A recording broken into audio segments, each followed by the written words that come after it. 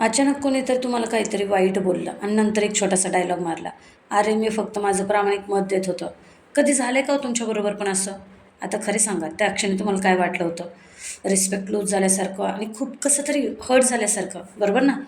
पण प्रामाणिक मत म्हणून काही लोकं मुद्दामून रूढ वागतात. सायकॉलॉजीनुसार सगळेच ऑनेस्ट लोक रूढ नसतात, पण अनेक रूढ लोक स्वतःला ऑनेस्ट मात्र समजतात. एक छोटा किस्सा बघा. समजा तुमचा मित्र नवीन हेअरकट वगैरे करून आला. ऑप्शन 1, भाऊ हा हेअरकट खूप विचित्र दिसतोय.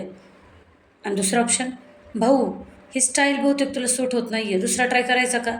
अजून चांगला दिसशील. दोन्ही ठिकाणी म्हणणं तेच, सत्य तेच, पण फरक आहे बरं का.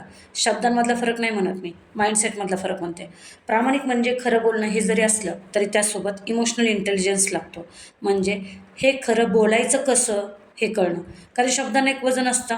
कधी कधी एक वाक्य एखाद्याचा कॉन्फिडन्स, समाजात वावरणारा विश्वास वाढवू शकतं आणि तेच वाक्य एखाद्याचं सेल्फ इस्टीम म्हणजे स्वतःवर असणारा विश्वास तोडूही शकतो.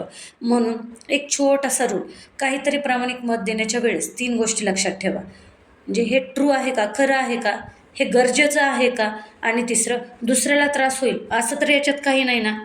जर तिसरा पॉइंट मिसिंग असेल ना, तर ते प्रामाणिक नाही आहे बरं का. तर तुमचा इगो असू शकतो. आणि शेवटी एक महत्त्वाचं, लोकांना तुमची प्रामाणिक मतं कधीच आठवणार नाही आहेत.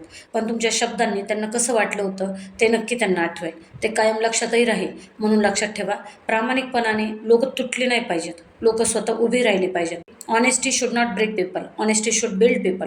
आणि जर तुम्हाला सायकॉलॉजीबद्दल अशाच पद्धतीने इंटरेस्टिंग गोष्टी जाणून घ्यायच्या असतील, तर मनशक्ती चॅनलला आजच फॉलो करा.